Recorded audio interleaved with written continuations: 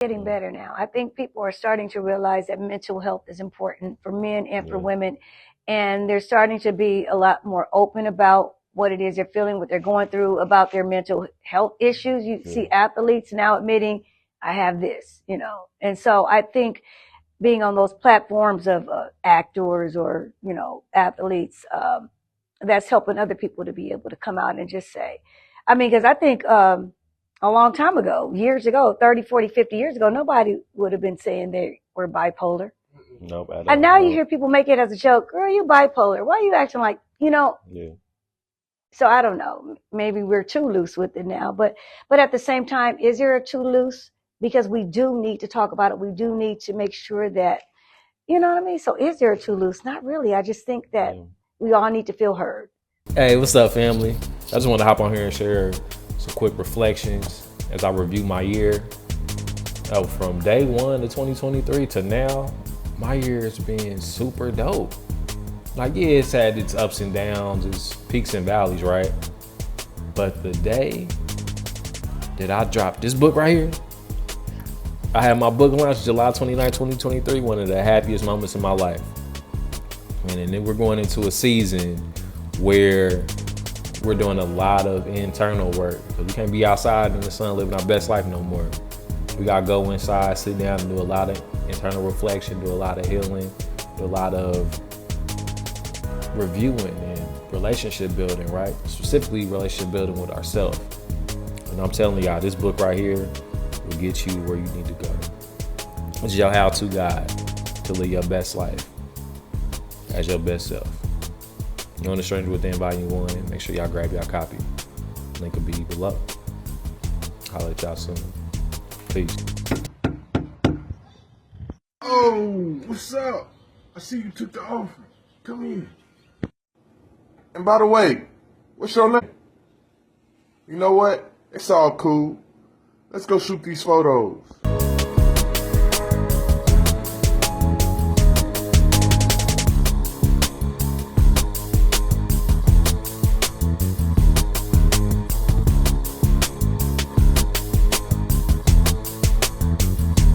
Peace, family. Welcome to another edition of the Lead Your Lineage podcast. We are the #1 podcast for individuals seeking to end generational dysfunction. Yes, what up, cuz? Nothing much, man. We got talk to me, one, man. This one, man, we got a special guest. You know, her energy absolutely so smooth and so smooth throughout this time. I even had to ask her what's a sign, but she said she ain't gonna mess with cancers. I said, dang, my energy read must have been wrong. I'm over here, I'm vibing good. The next thing you know, she said, oh, I like cancers. They gone. I said, oh, man. You're fine. but no, just we got Miss Mavis Washington. And nope, they're not Sean Washington family just happened to be, but yeah, y'all. And can you introduce yourself? Hi, I'm Mavis Washington. And thank you guys for having me on your show today. Yes, ma'am. I don't know why you wanted to choose me, but I'm here. Yeah, well, whatever you want to do. Glad to have you on here. I'm glad to be here. Doing what you represent. You said you have a program that you help running with your son. Can you give us information on that? Right. So I'm the director of a program, a nonprofit organization called Why Aren't You Smiling? And my son, who's incarcerated, he was sentenced to 25 years in prison. He started the program from his jail cell. So we help kids with their mental health. So we do a lot of different organic things to help the kids battle depression, anxiety, anger, you know, all those types of things. And I know with that being said, you run into a lot of these kids and all this. I want to ask, is a lot of times these kids, because here we always talk about rebuilding the family. From your perspective, is a lot of these kids coming from broken homes? I was just getting ready to say, the common denominator in most of the kids in my program are single parent homes or no relationship with a father. That is the common denominator. So most of them struggle with that, don't even know they're struggling with that. And that was what my son was struggling with. I'm married. He has a stepfather, but his own biological father didn't have anything to do with him. And so he struggled with that, but he just never admitted it, talked about it. And so we found out later after, you know, he got arrested, he started sharing just everything that was bothering him. And that was one of the things. And I just noticed every time I have a kid fill out an application, That's on the paper. Just mom's name, just mom's name, just mom's name, not mom and dad. And I said, wow, this is a trip. This is the commonality amongst all of my participants. So yeah, it's got to be something with that, something to do with it. Yeah. As a child who grew up with a single parent, man, which is my mom, I could have been on the end of your son. Yes. It was a lot. I just happened to beat a lot of myself and Mm-hmm. beat cases and got saved. So Mm-hmm. you know, I understand where you're coming from. A lot of my friends didn't get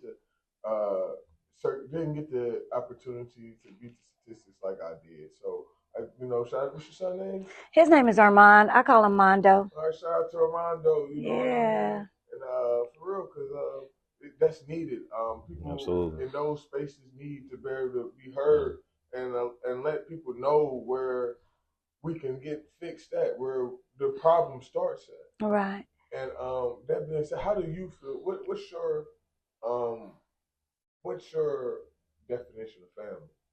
Well, my definition of family is not only just the blood connected, because sometimes the blood doesn't always mix, you know. I mean, but to me, family are just people that love each other, support one another, are there in the good and there in the bad. And the family dynamics has changed. So I'm 64 years old, so it's not going to be the same as it was when I was a little girl. So I used to watch programs on TV, mother, father, dinner time, 6 o'clock, you know, you clear the table, set the table, those type of things. That's how I grew up. And a lot of my kids look at me like I'm crazy. Miss Mavis, that just doesn't happen anymore. But I'm like, why not? You know, where is your dad? You know, my dad was home at 5:30. You know, when we came home from school, we had to take off our school clothes, do our homework, do our chores. Then we could go outside and play. Then mom would call us in, you know, come in, wash up for dinner. Somebody set the table. Then we're eating together as a family. There was no television there. We had conversation. We talked about our day. If we got in trouble in school, you know, why did this happen? You know, we were kind of scared because we knew it was going to happen. If we did, we're getting that little butt whooped. But I mean, those were the type of things that shaped me. And I wasn't perfect. I wasn't a perfect kid. And I don't think I had a perfect family because nobody's perfect. I mean, you know, I still got in trouble. You know, still did bad things at school. But I knew that I had to answer to somebody. I knew there was going to be a consequence for that bad thing, whether I did it or not. And it's just changed now because now the system has taken authority away from a parent. You can't spank them. You know, you can't even spank your kids nowadays. Kids go to school. Oh, I used to be a teacher. Oh, this hurts, this hurts. Oh, what's wrong, baby? Oh, I got a spanking last night. CPS call. You know, and kids know how to manipulate the system. So everything is different now. It's just not the same. You know, so. And I remember off camera we was talking about you. You was raised in Compton. Right, Compton, California. Yes, say mine. You said you was raised in Compton. And, right. You was talking about how you just turned 64. Yeah, I just turned 64 in March. A lot of people didn't get to make the age. Can you expand on how it was growing up in Compton and all of that? Well, let's see. Like I said, I'm 64, so that was the 60s, but gang started around the late 60s when gangbanging really started. It was the Pyrus first. Black Panther time? It was Black Panthers were a little bit before that, but a lot of the gangs started because they were just protecting their neighborhoods. And I grew up in West Compton, where Kendrick Lamar is from, and in West Compton we had the Pyrus. As a matter of fact, I lived right around the corner from Pyrus Street. And so you would say Bloods or Pyrus, or that was the red color. And then I later moved to the Crip neighborhood. And so I'm saying I'm sitting in the classroom with Crips and Bloods, but we did our work then. You know why? Because those Crips and Bloods were still getting their butt whooped. They were causing mayhem outside of the classroom, but inside the classroom they weren't. They still respected their parents, even though they were out there in the streets doing dirt, taking people's chains, beating up people for their leather coats. That was the big thing. Taking people's shoes. It was just crazy. I mean, there was one guy that used to walk around with his hat every day at lunchtime. Petey Felder, that was his name. He come around with this Godfather type brim type hat and say, "Here, put your lunch money in my hat." And so he walk around in a line and everybody had to drop their money in there so he could eat. I was like, nah, blood, no, this is not going to happen. No money for you, because I worked hard for my money at 13. I used to be washing cars. He wasn't doing it. He wasn't getting my money. So we ended up, getting a little scuffle. That was all right. Had to let him know. They got to. You was washing cars at 13. So I was washing cars, babysitting, doing whatever I could, and he was going to take my money? I didn't think so. So you was an entrepreneur at 13? At 13. Absolutely. I was ironing clothes, babysitting. I was getting that change. change. And then I ended up talking one of my friend's cousins into letting me work at their donut shop and their hamburger stand, and we worked there from 13 to 16. So I've been working for a long time. But yeah, that's how it was growing up. But when I go back to California, I was there last weekend. Compton is just so close. Family. You were talking about family? Yes, ma'am. Oh my goodness. Everybody is still tight. Everybody just embraces one another and loves one another, and they're there for everything and support. So we had a real family there. Let me ask you this, Miss Mavis. What brought you to Indianapolis? Everybody asked me that. Absolutely. Well, I just wanted to change. I wanted to get away. My husband, he was in the music business, and he had kind of like a tough type of boss, I would say. He worked for a production company. That guy, as a matter of fact, Mike Concepcion, was one of the founders of the Crips. But he got money from Warner Brothers. He got all the gangbangers together, and they did this song called "We're All in the Same Gang." This was in I think the late 90s or something. And my husband worked for that production company. It was called Grand Jury. And it was just hard. It was just like we didn't have a life of our own. And so we decided just to leave California and just do something different. So that's why I'm here. How long you been married? I've been married 21 years almost, and I've been here 20 years. So we just left as soon as.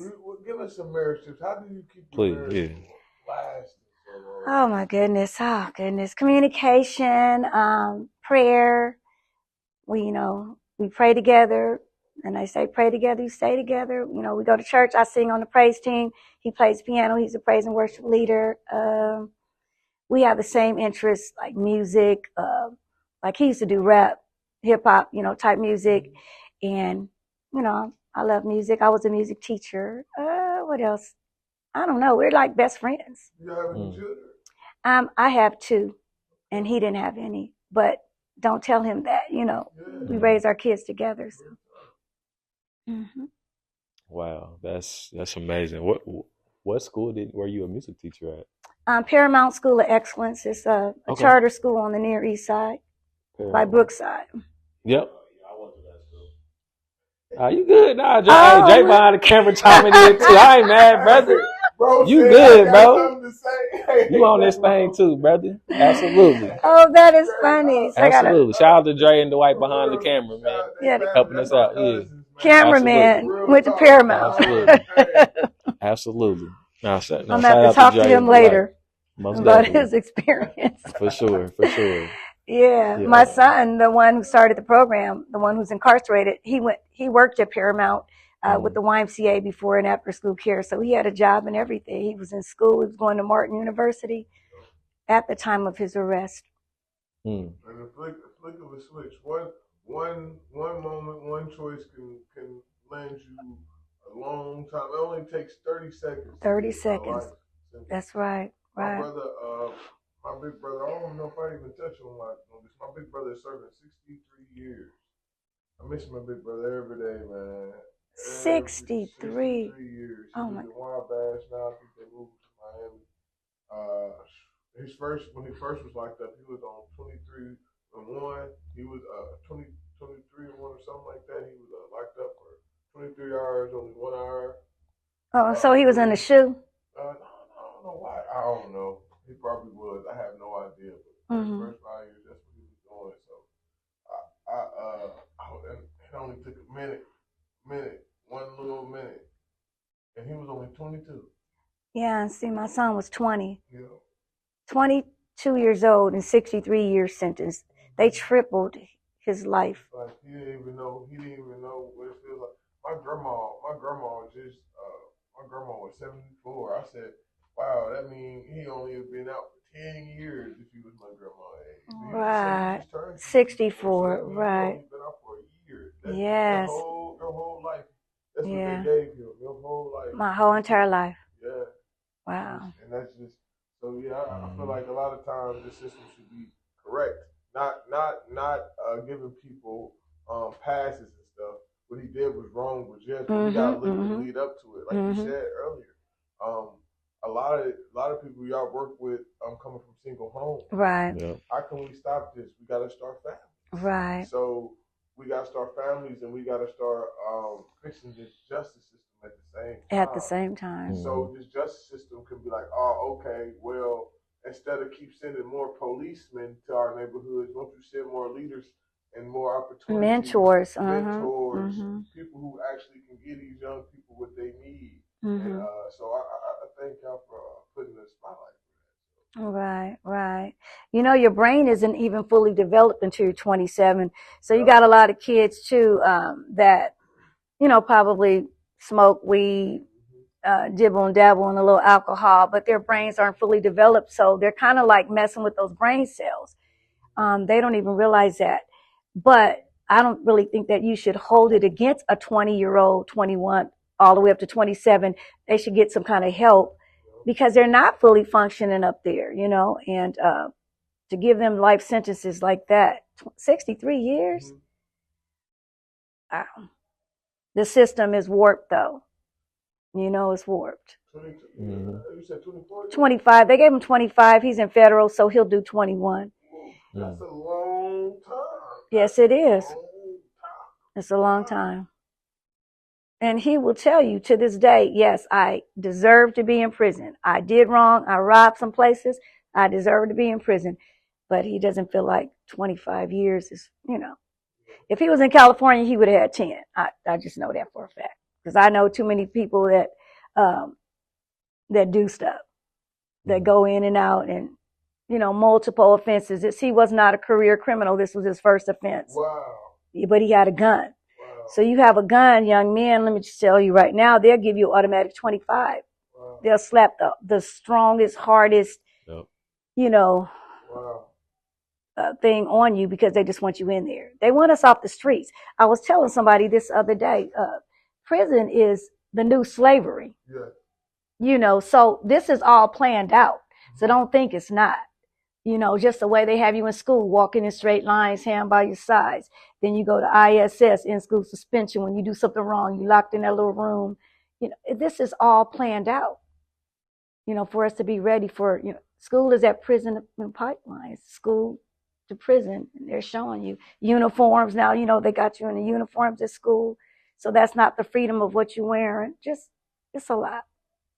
I have a question about the education system and the school to prison pipeline. From your experience of being an educator, what do you believe us as Black people, melanated people, what can we do better to how can we take our education into our own hands?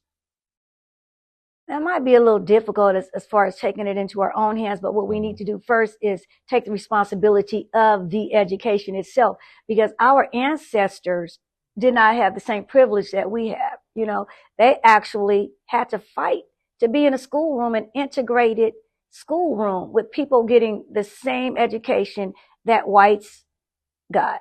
So now here we are having those same, we got computers and iPads in the school and all kind of technology. And we're able to have this Class A education in a public school, not just in a private school. And then we're just messing it off. We're sitting in the classroom. We're not doing our work. We're not listening to the teacher. We're on our cell phones. We're fighting. I wish I could talk to the young men over there on the other side. I hear that schools, Christmas addicts, tech, and I don't mean to call out some of these public schools, all of them. Kids have fights every day. Like they say, oh, it's multiple fights every day. What are you fighting for? You need to be fighting for your education. You know, and they're not fighting for their education. They're fighting against it. So all that fighting is getting them sent home. They're not taking their education seriously. So before we got to take control of ourselves first. You know, we got to believe that there was a reason that Rosa Parks and Ruby Bridges and Martin Luther King and just, you know, Mayor Edgar, I forgot, Evers, his last name is Evers. All these people, all these different people did things so that Black people could have a good, solid education. Black people could have a good job. Black people could walk the streets, and we can be heard as well. And now we're just messing that all off. And it's going to be taken away from us. It's going to be taken away from us because we're not respecting it. That's what I believe. Being a teacher, just seeing, just watching how the kids move in the classroom. How long have you been a teacher? I was only a teacher for a few years, like 6 years, and then I started this program. So my son got arrested. How long has the program been? 8 years. And so my son got arrested 10 years ago, and he had developed this program from Marion County Jail before he got sentenced and everything. He said he felt like he was going to get 25 years. He said the Lord was just speaking to him. You're going to be in there 25 years. That's what you're getting, or that's what they're going to tell you. And so when the lawyer came to him with that plea deal, that was a plea deal, 25 years, he signed it. I mean, he just signed it because he said, if you don't sign this, you're going to go for 50 years. So a young Black boy, and he had 2 other people with him. They all signed it, you know. But I started this program after he kept sending me things home saying, Mom, you got to start this program. You know, I don't want a kid to end up where I am because I didn't feel comfortable talking about these depressed feelings I was having, these anxious feelings, these feelings of impulsivity where I had to do something wrong. And he said, I didn't know what that was. I just thought that was me. So I acted on it. But if he had talked about it, we would have been able to get him help and known that he was bipolar. So that's why I started the program, because he just said, Mom, you got to quit your job, start this program, because I don't want people to end up like me, because prison's not a good place. And it's not. Yeah. And does mental, you said does mental illness running my family? Or probably his dad. Well, his biological dad, his uncle's bipolar, his father's bipolar, and the other one is schizophrenic and bipolar. So, I mean, I don't know about on my side. I heard that one of my cousins was, but I know directly with his fathers and his uncle, they, were bipolar. So, but the system, they don't look at that. They don't care about that. Not out here in Indiana. The feds, they didn't even care. They didn't care. They said, is he competent to stand trial? That's it. He's not insane. So that's it. 25. Slapped it on him. That's what he got. Like that's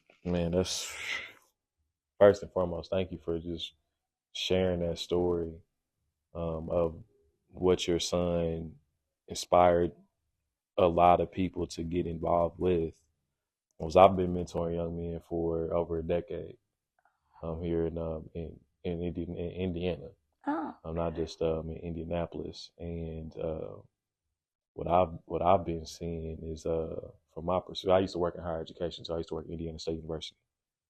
That's the school he went to. Wow. He did go there. He went there. He graduated from Cathedral. He went to Cathedral High School. Okay. And he graduated in 2010. So then he went to ISU. We were down there around the same time. I started in 2011. 2011, Indiana State. I was at Indiana State from... You graduated in 2011? From high school. Yeah. So he graduated in 2010 because he had skipped a year. And so he was probably gone because he left and went to Bloomington after that. Oh, got you. Yeah. But it's from working in higher education, and also I was a substitute teacher for a few years. I've been mentoring in between all of that as well. In terms of the educational piece of it, we don't know ourselves. Right. And that's just not an education thing. That's an adult thing. That's a child thing, all of that. And I was able to, when I went through my dark times back in 2016 when I lost my dad, he was suicidal and I had a whole bunch of health issues as well. Then less than a month later, I lost one of my mentors. I got into a real dark place. And what got me out of that dark place was really starting to learn who I was and where my family came from. And while I'm going through all these different emotions, these different thoughts, where did these things come from? So when I started to discover those things, that's what, like, having that self-education, literally that family education, that's when I was able to, what they say, pull yourself up by the bootstraps. That's the real bootstraps. Not from a business perspective, really pulling up your own bootstraps to get your family together and get yourself together. So those are the bootstraps I had to pull up to get myself out. But so that's the context.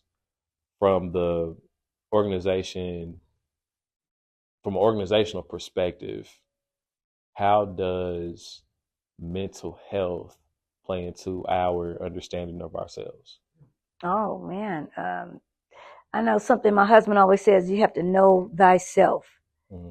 And so I would say that everybody has some type of mental health issue. It's like I came in the room saying I'm shy, some things I don't like to do. I don't like to, be in a room with a whole lot of people all the time. I have to, fill them out first. And if I feel like they're cool, then I'm talking, To me, that's something mental. You know what I mean? I can't just walk in a room and just, hey.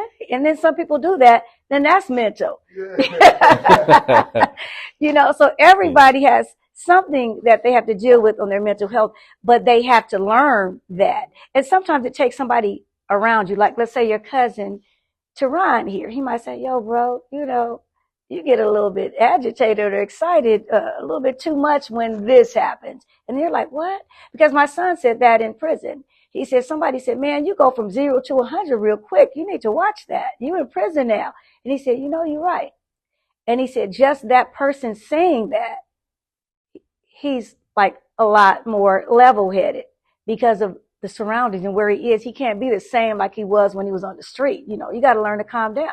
So sometimes just people around you help you to know who you are. Absolutely. Sometimes it takes somebody else to educate you on yourself, not really educate you, but just say, hey, this is happening.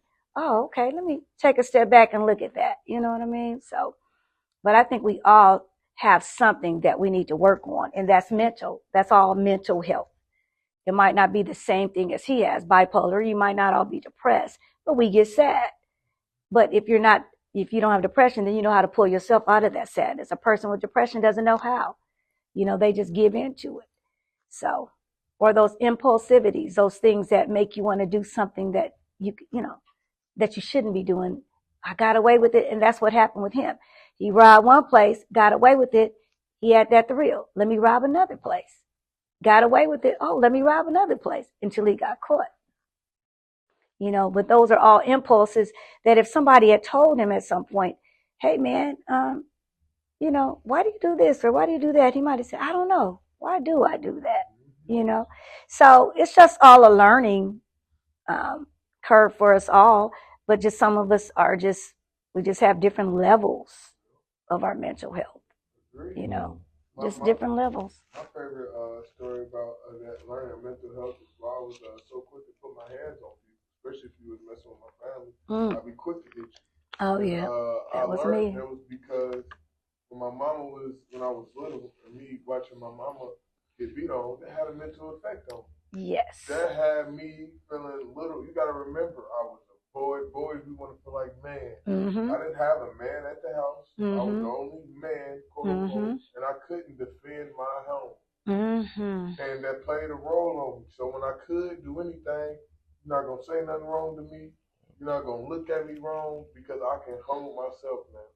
And so I always say that learning, like you were saying, learning why you do things.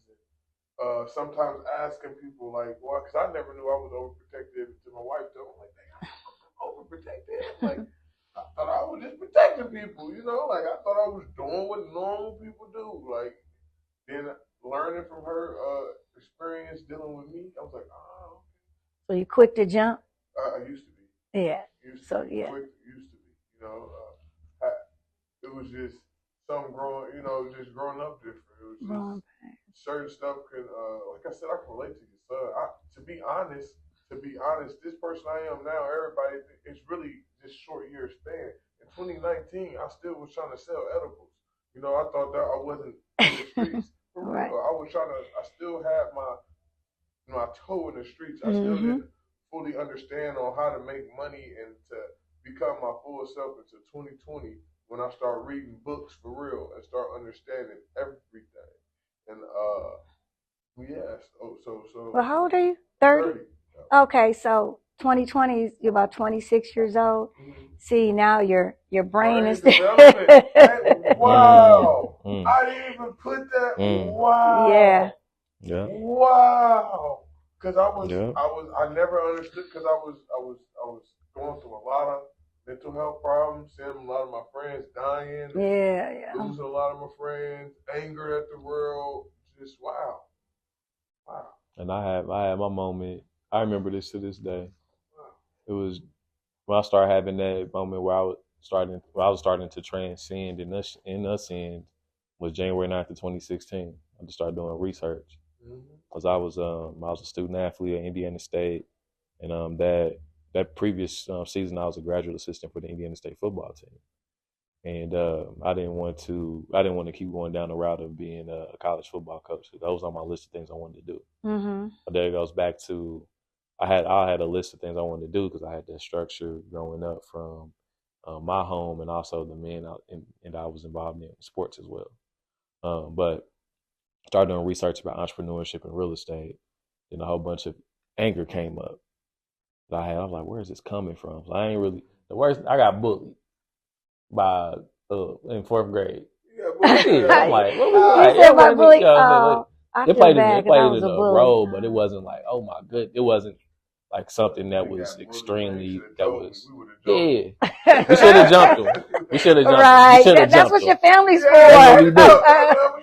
Yeah. Right. But all seriously, all jokes aside though, like that prior to having those situations of death in 2016. I had people that passed, but just having it hit like that in 2016, it was just like I was just at my point where I had to snap out. I was snapping out of it because I wasn't myself anymore. I was like, I done lost my dad. I done lost one of my mentors.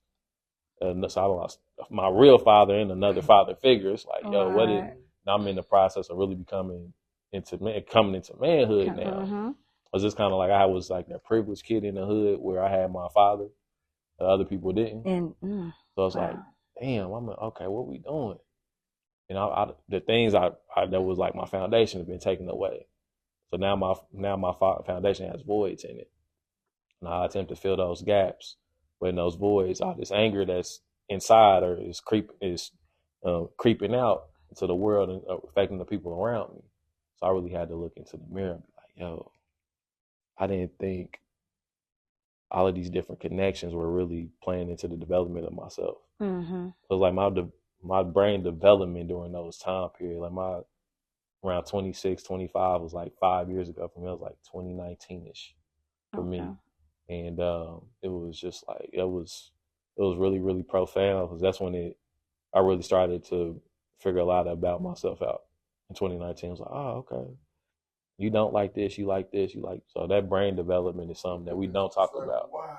I didn't even put that two and two together. Yeah, we don't talk about that enough. Yeah. No, we're not. It's just like things are just starting to click for real. You know what I mean? Wow. That's why. And because a lot of stuff didn't make sense to me back when coming up on the street. Especially I know your son probably can relate to this too. He probably got a lot of your ways. He probably does. And it's not good for him. Yeah, he probably does, but not okay. I was a tomboy, so that's kind of good because I wasn't a girly girl. So he might have a lot of my ways, but he has some of the worst of my ways, like anger, stuff like that, like quick to jump, like quick to jump. Yeah. We pick up the good stuff. Right. Yeah. We pick up what we think is the masculine in y'all. Right. So we pick up the aggression in y'all because we don't see a masculine. And that's what he did. And then he used to see me just like I'm a protective type mom too. And then he saw how I was in California in my neighborhood because I had a business and all the little neighborhood guys, gangbangers, everybody used to like to come and hang in my smoothie shop. And he saw how I moved around them and how they moved around me, how I could just sit there and talk a guy down from doing something, and he liked that about me. But he also saw how tough I was. Like, I remember one of my employees getting jumped because he was from Blood neighborhood and my neighborhood was Crip. So when he came to work, he was all bloody. And I said, what happened? And he said, man, these dudes, They pulled me off the bus and they from your neighborhood. I hopped in my car. My son was like, Mom, I just hopped in my car, drove through the neighborhood. I said, point him out, and I just got out the car and said, this is me. This is mine. Don't touch him, But my son was just used to seeing me like that. So I think he just wanted to be, oh yeah, I want to be tough like my mama. Cause I wasn't like really girly. Now I am, but, but what? Did you have a smoothie shop? Yeah, in California, I had a juice bar called the Juice Joint. We used to do jazz on Friday nights, poetry on Thursdays. I had veggie burgers. I had the best veggie burgers in town. I had veggie burritos. What years? Because normally veggie, it seems like that. I know. This was in 1997. Can you believe it? California is very different. Yeah, I told you, it's like a vegan restaurant on every block. Yes, now it is. Yes. Yes. But then at the time, 1997, when I opened my shop, that's where I met my husband too. At the time where I opened my shop, they didn't have too many places in the city I was in. I was in Carson, which is right next to Compton. That's where we had moved later. And so I was the first. So people were just coming there trying to, get on this healthy kick and everything. Wheatgrass. Have you ever heard of that? Yes, ma'am. Yeah, we're vegan. Yeah, we're vegan. That's what made me be like, what? So wait. Have you ever heard of wheatgrass though? I have. Yeah. You drink it? I haven't had any, but I've heard of it. Oh man, come on now. You gotta drink it. I'm wheatgrass. I used to drink yes, wheatgrass like a couple ounces every day, and to this day I barely get a cold because it builds up your immunity. So will all that chlorophyll in your just going straight to your oxygen, to your bloodstream. Yes, it's dope. I used to take wheatgrass, kombucha, carrot juice every day, vegetable juice. That was just me. Just what made you stop? Got married and and then moved out here, and it was just no place for me to do. Like it was just it is. Now we have a few places, but I got to drive clear to the strip. I can't. It's bad. Horrible for a vegan. But I was just in California last weekend. Soon as I got there, I hit a juice bar up.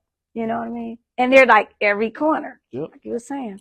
Yep, because I went to LA in 2017 for a conference, and like when we were there for like a day before and the day after, and we were just in the city.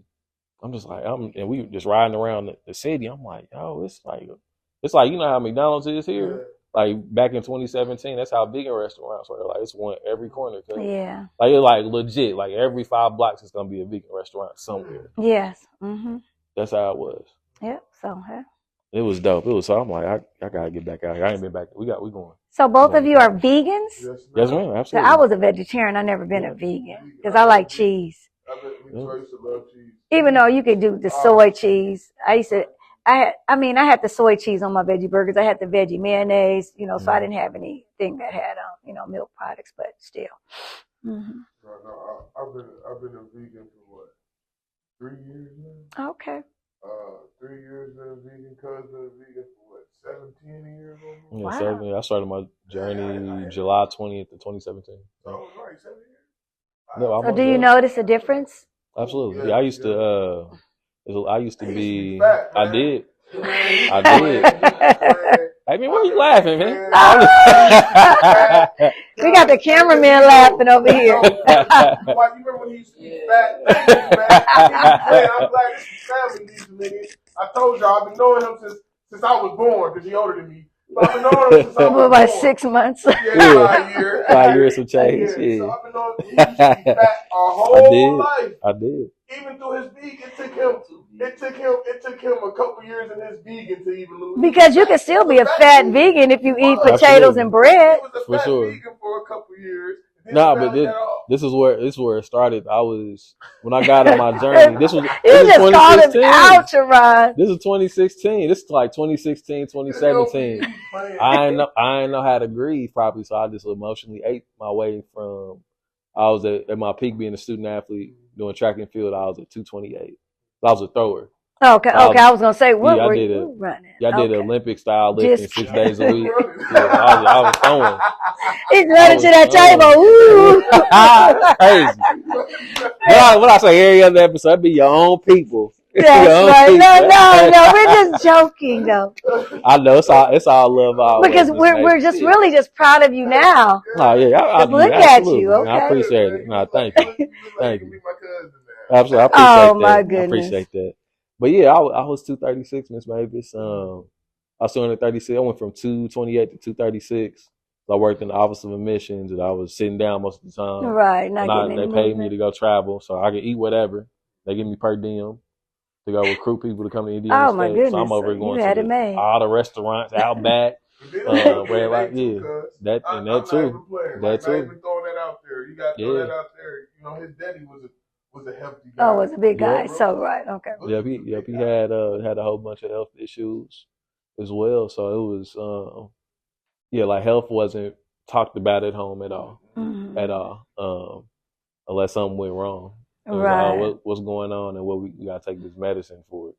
But I'm like that just it was, and now I know it's like it was just getting treated and not really getting resolved. Right. So I'm like, okay, this ain't putting a Band-Aid on it. That's it. And it's so I went from 236 at my peak between 2016 and 2017. I started my journey.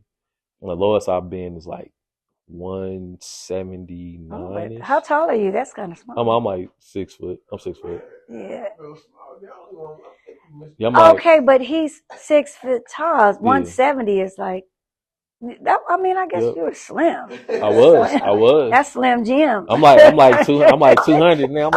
I'm in the twos now. I'm right at 195, 200 now for sure. Yeah, so that's funny. Yeah, that was my journey though. It was I went from 236 all the way down to that, so I done lost 40 plus pounds. That's good. Congratulations. Thank you. I'm gonna clap for him. See, I'm not gonna be like you, Teron, right, and just clown him and say he's fat. Yeah, you know what I'm saying? But look, Miss Mavis, look, like when I was fat, I used to give him buckets in the basement. Yep, tear him up. Yeah, so speaking of that, Miss Mavis, okay.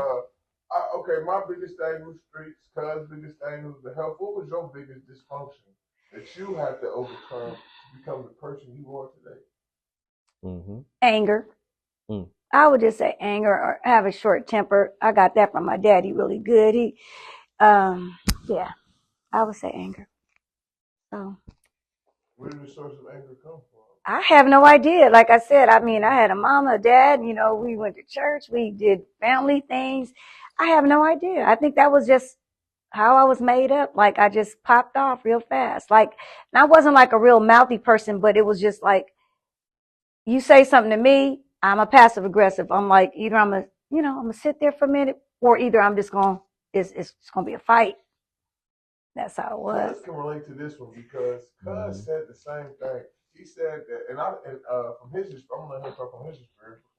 From what I got, he realized that he was healing his dad. So maybe he was probably healing one of your parents' anger. Can you speak on that, Cuz? Yeah, absolutely. Like from a epigenetic perspective, we get a certain percentage of the things that our parents went through when we were conceived. Okay. Like from an epigenetic perspective, we get those things. So when we were, and everybody in this room, when we were conceived by when our mothers conceived us, when our mothers were conceived, our mother's eggs were in our grandmother. So all those eggs were already there. So everything our grandmothers went through, plus both of our parents, all for sure makes up a huge part of us before we really get into really correcting who we are from a genetic perspective. So when we look at the different paradigms of, okay, back on my story in 2016, 2017, I'm unraveling all this anger that I have inside. I'm like I said earlier, like I got bullied. Like that was a couple instances, and we moved on with life. Got back to sports. I was cool. I had to deal with feeling rejected from a couple of things. I had to deal with anger that I personally haven't went through. Like being in sports, I was pretty much around a winning culture for the most part. Like not like state championship level winning, but we were we were, I was like, but what like high school did you go to? but like the culture of us being human beings. And this is what our coaches told us too. It's like, yo, we might not win state, but we gonna make sure y'all great human beings. So that's what like one of my coaches, he says that that's gonna like you being a great human being is my state championship. Okay, I like that. And like I see it now. Like I coach football. I actually coached my little cousin last year on the football team. So like seeing that now, like and this is like the coach that said that to me. He was the head coach of the team. So him going back, shout out to Coach Mo too. Give him a shout out. So me seeing that perspective on how he felt about it, like almost 20 years later, like I'm coming back to be on his staff. And then we can look at other programs where they're focused on winning, but they don't develop the human beings. Right. And now they over here crashing out. Right. So that was his, and it was his perspective too. All these men that had great impacts on me. Coach Lett, he told me about 21st century scholars. Or if it wasn't for that, I wouldn't have went to college. Straight up, from a 2-parent household, wouldn't have went to college without 21st century scholars. And Coach Woody, he was showing up. He taught me how to play baseball. Had a grandfather that was super interested in baseball too, but he was the one to show me the ropes. Like, okay, come on, play baseball. I was like, all right, cool. I was really good. I couldn't hit the ball, but I could do everything else well. Then Coach Mo, him coming into my life and like, yo, I got you. And he's really been there for over 10 years of my life. Plus having my dad too, so I always had that support. When we talk about like having a state championship culture in sports or a winning culture, I had men. If my home was broken, I had men outside of my home that could be like, hey, bro, come here. Like, they'd pull me aside, they'd yank me up, like, hey, bro, what you doing? Like, you on some BS right now? You gotta get it together. I had that type of environment. I come from, and I'm seeing a lot of people a lot of young people I mentor, they don't have that type of environment that can reel them back in when they going left. Well, I got expelled from school, but I had that environment to get me back on the right track because they emphasized getting a good education. If I didn't have good test scores, I wouldn't have never went back to Shortridge. Oh, so you went to Shortridge? Yep, I went to Shortridge Middle School. Is that where you got expelled from as well? Yep, I was in the magnet program. Got expelled. Oh, okay. And then I was able to get back in because of my test scores. Okay. Yep. So you're smart, young man. Absolutely. All Absolutely. Right. Good. Like to hear that. I thought you was gonna talk about the anger, cause how you got genetically anger from your father. I did, yeah. Yeah, that's how I. Yeah, I thought he was gonna touch on that. I can touch on that too. That's why I was gonna talk. How you got genetically? That's because she was talking about she don't know where this anger come from. And you remember how you were saying you don't know where that anger came from, and then you thought about it. Yeah, my dad. Was talking about he was. Yeah, so he held on to something. So thank you for that segue. Cause so my father, he held on to something for 45 years from my grandfather. And my grandfather said he's gonna show up to his graduation, but he didn't. He held on to that for 45 years. So this 45, this was from 18 to 63. Wow. He held on to that, and he told me a couple months before he transitioned and passed. He said he wanted to commit suicide. That's what he looked me square in the eyes like, hey, I don't know how this is gonna make you feel. I don't care what you think about this. Sometimes I feel like going back there and pulling the trigger. Looked me square in the eye and told me that. He was like, I was like, you're not happy right now. He's like, no, I'm not. And I'm thinking like, all right, I'm getting. He doesn't express that. He doesn't express himself. I got that from him, which I'm getting way better at than I used to be. Oh my goodness! And I'm seeing that from men, not just us melanated men. I'm seeing that from men in general. We don't express ourselves, right. And it's like it's a toxic cycle of us men not expressing ourselves, and when it's too late, we already are at the deep end. We can't breathe for some odd reason. Well, is it that men feel weak when they're vulnerable or when they talk about things? Because that's what my son said. He said he would just go in his room sometimes and then cry. And he said he didn't want to come in our room and tell us this is how he was feeling, because then he felt weak, because he's a man. He's 19, he's 20. He's not supposed to feel like that. And this is why a lot of men are suffering, It's because they can't open up and they can't talk. That's why I have that program. Why aren't you smiling? Because I want the kids to just sit there and just talk about whatever it is that they don't want to share with anybody else. Bless you. I know you're about to sneeze. And this is something too, but I'll share this as well. My grandfather, he's 91 years young. So he was 4 miles up the river from the Emmett Till situation in Mississippi. Yep. So this was back in the day. Mm-hmm. And that could have, so me hearing that could have been my grandfather. Right, exactly. That situation. So I was talking to him about his upbringing. He said, there's some things I will talk about, some things I won't talk about. So him being 91 years young, he still has a block up. Wow, he still has this great wall up that he just won't express. Even like he literally is coming to terms with like he has more years behind him than in front of him. But he doesn't want to express those things. A lot of our ancestors are like that. They don't want to talk about their upbringing, you guys are young, but I mean, like, let's say my grandparents or my great-grandparents, they never wanted to talk about what was really going on in the family or how they really felt or what they really saw or, you know. Yeah, what from your perspective, why do you think things are like that? I have no idea. I don't know why it's such a cover-up. Who are they covering up for? You know what I mean? Yeah, somebody's partying out there. They are. They're moving and grooving. Yeah, so I have no idea. Maybe they feel like they're protecting us. You know, but actually we don't need protecting. We need to know. We need to know the history. We need to know what to watch out for ourselves or why we feel like we feel or who we are. That's a part of our makeup. And that's something that we're missing. That part that we don't know about, we're missing that. That's still a piece of us. That's still a part of us. So. Absolutely. And also, too, to add to that, I was talking to an elder. Shout out to Miss Vicky, too. I was talking to her last week ago, actually. And she asked me what is missing from like her generation to my generation. I was like, the vulnerability. Because like that generation doesn't talk about all the things that they went through, just like you alluded to. Mm-hmm. And all these things are being swept under the rug for generations, for decades and decades.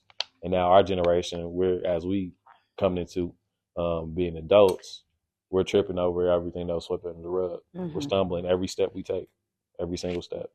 But I think it's getting better now. I think people are starting to realize that mental health is important for men and for women.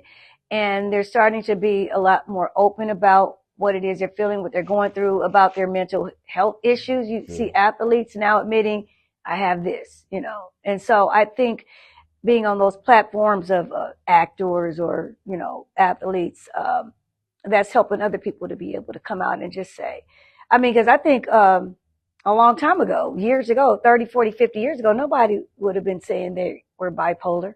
Nope. And now you hear people make it as a joke. Girl, you bipolar. Why are you acting like, you know? Yeah. So I don't know. Maybe we're too loose with it now. But at the same time, is there a too loose? Because we do need to talk about it. We do need to make sure that, you know what I mean? So is there a too loose? Not really. I just think that we all need to feel heard. We all need to feel welcome into the group, into the circle, despite whatever it is that we're going through. And I think that if Armand had felt that type of welcoming from the people that were around him, and nobody probably would have even judged him, but he didn't know that because he didn't say anything, then maybe he wouldn't be in the situation he's in now. Mm-hmm.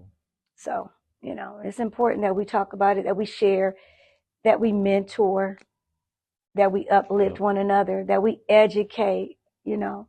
Do you guys do any events or anything? Well, I mean, our big thing is community service. The kids, we do a fundraising event every year. We have a photography open house because the kids, like I said, are taking photography, so their pictures and stuff are displayed. But how come people out here support you? Oh man, they could go to our website, WAYSWeSmile.org. W.A.Y.S, W.A.Y.S, we, W-E, smile, SMILE.org. And they could just check out what we're doing. I take the kids on a trip every year because that was something Mondo wanted them to do, was travel, see the world. So this summer we're going to Puerto Vallarta, to Mexico, and we'll be working at an orphanage there, just taking school supplies, T-shirts, underwear for the kids. But we also do a lot of fun stuff, and we stay at resorts. I let them travel how I travel. We go snorkeling, kayaking, parasailing, horseback riding. Last year we were in Jamaica. Summer before that we were in Dominican, Puerto Rico, Orlando, New Orleans. I take them places. That's I let them beautiful. see the world. And these are the kids that teachers would say, oh, they're bad. Why are you taking these kids places? These are the ones acting up in class. Oh, my goodness. That's why I get them out.